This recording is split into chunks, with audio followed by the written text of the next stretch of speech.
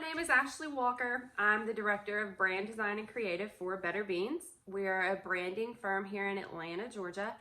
We come into businesses and either revamp their current brand or create a new brand for them through graphic design, interior design, construction, signage. All of this we have in-house to update brands for businesses, which in our case, the businesses that we've worked with have seen up to a 30% increase in sales just based off of a brand update, which we advise businesses to do at least every 10 years.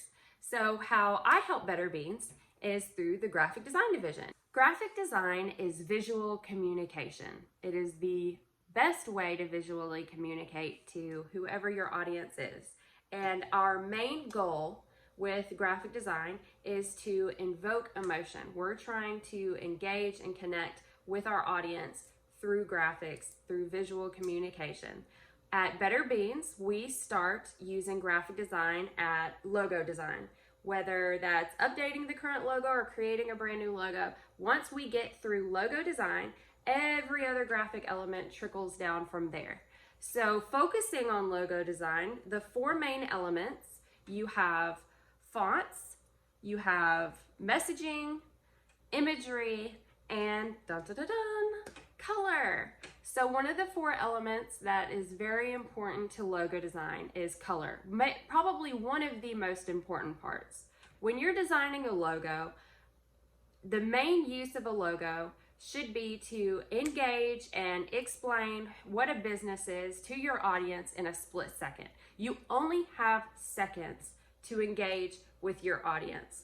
One of the quickest ways to invoke emotion out of your audience is with color.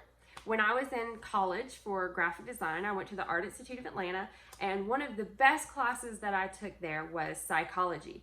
In psychology, I learned all the different emotions that can be invoked through color.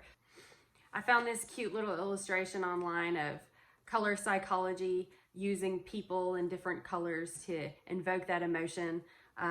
Color can be somewhat subjective based off of people's personal experiences, but there are universal meanings for some colors that studies have found to be true. Black, evil, unhappiness. If you're ever seeing anything that's more of a scary character, you're gonna see them in darker colors. Purity, you'll see the white. Innocence. Love is red. Love is excitement. Love can also be an alarming emergency. Anxiety color, studies have proven that. Blue is calmness, sadness. It just keeps going on. So when you're a graphic designer, or probably in any art field, you have to learn what emotions come from certain colors. You're not gonna paint your bedroom red. That's not calming, that's not relaxing. Your bedroom's not, you would never go in somebody's house and paint their bedroom red. Things like that. A perfect example of a brand using color correctly to engage that emotion and get that quick attention to me is the Red Cross. They not only have red in their name, their cross is a red cross. And you see that imagery on emergency vehicles. They're using that red color across the board, from fire trucks to ambulances, anything that is an alarming, look at me, call to action. Red Cross uses that also. I think it's a perfect example of a brand using a color to engage that emotion. So in graphic design, we use color either digitally or through print. And there's three different ways that I use color mostly. If we're talking about digital, you're going to be using RGB, which is red, green, blue. Through those three light colors can make all the colors in the world. So if you are on a computer or a phone or television, RGB is always the color type that you're going to want to use. Now, if we switch over to print, print is a 4-color process mainly. It is called CMYK. So cyan, magenta, yellow, and K stands for black. Those 4 colors print all the colors that you can imagine. Now what I use over RGB for digital or CMYK for print is Pantone. Pantone is the universal color theory. No matter where you are, if you need to match a color, the best way to do that is through Pantone. Outside of that, you're relying on a computer screen, which they are all different with their light projections for color. Macs stay pretty true to color easily. PCs can be all over the place, and then there's a lot of operational error that goes with whoever owns a computer has to calibrate it properly, which typically doesn't happen. So if you're looking at color and trying to find or match color correctly on a computer screen, go here. If you are trying to match color through a CMYK print process, you're also going to run into error because that all has to do with the printing calibration, whether it's pulling the correct cyan, magenta, yellow, or black to create that perfect color. And every printer is going to be calibrated differently. Every person running the printer will visually calibrate it differently. So you can't rely on perfect color matching through RGB or CMYK digital print ever. However, that is how Pantone comes in, because Pantone is always the same exact color no matter how it's being used, no matter what it's being used on, where it's being used. You can rely on Pantones to be exact matches of your color. So whenever we are producing a logo, I start all of our projects through Pantones. And once we select the Pantone colors, then we will change that file type either into RGB for website use, email, social media, or we will transfer this Pantone into the CMYK version for print, because a lot of printing companies don't let you print Pantone. You have to print 4-color, and if that's the case, we provide those file types also.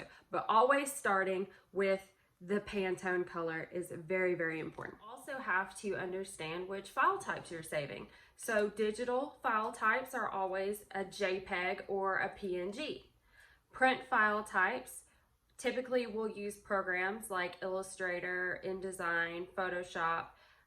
The Illustrator file is the AI, EPS, PDFs even. Those can be the high-res print files that use the CMYK color combination. So based off of which version, you have to use the right color file, the right color types, and file types. That is how you're going to get your best color, either digitally or through print. So something that's pretty unique about us at Better Beans is once we've come up with that new brand for our client, we have this big presentation to show them all of the work and the interiors and the graphics and the signage and what we want to do to change their building maybe even. And part of that is, a big part of that is them seeing the correct color. If we ever have to do these presentations digitally, we always run into an issue there because their computer's color is off, or calibration, whatever they're using as the device to look at our art files in the presentation, aren't going to be calibrated properly. So what we've learned is whenever we're doing one of these presentations, we'll send a nice package of a logo board, prints of the interior design, business cards, a brand guide, which I'm going to talk about here in a second, different media pieces that have that color, that even the Pantone chips for their colors, so that they can see a true sample of what they're going to get through their brand. And that has become an important part of our presentation so that we can make sure our client sees that true color properly. So the brand guide, like I was talking about, at the end of the day, when we leave our client with their new pretty brand, it's up to them to continue that brand through their business. And part of that is keeping color consistent. So we have a brand guide that we create with all of their digital pieces, mainly the logo, that has a section just for color so that we show them all of their color file types, starting with Pantone, going to RGB and CMYK and the hex, everything that they're going to need for their color processes, and then the breakdown of those colors also. So at the end of the day, whenever they're sending their files to a printer or somebody outside of their business, they can send that brand guide, and those people can look at those color charts and make sure that they're projecting their brand color properly, which is extremely important. So here are a few examples of the color pages that we put in brand guides for our clients so that you can see what I'm talking about. And just again, back to the importance of color and keeping that color consistent within brands. It's a huge part of what I do. It's a huge part of what we do at Better Beans. So that's it today for the video on color theory and graphic design. If y'all have any questions or comments, go ahead and leave those below. You can subscribe to our page. We're going to start posting more videos about what we do at Better Beans, and I look forward to coming back and talking to y'all again. Thanks.